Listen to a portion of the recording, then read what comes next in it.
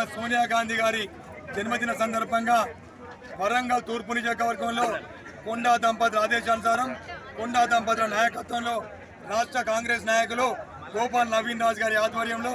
Warangal railway station ముందట ఇవాళ auto డ్రైవర్లకు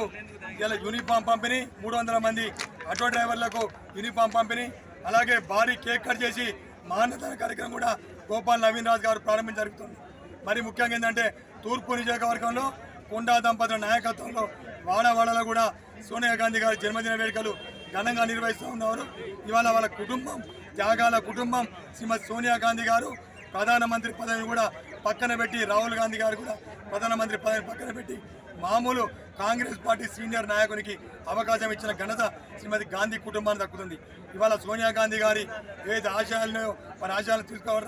రాబో రోజులలో రాహుల్ గాంధీ గారిని ప్రధానమంత్రి చేయడమే లక్ష్యంగా ప్రతి కాంగ్రెస్ నాయకుడు కార్యకర్తలు కొట్టుకునే సందర్భంగా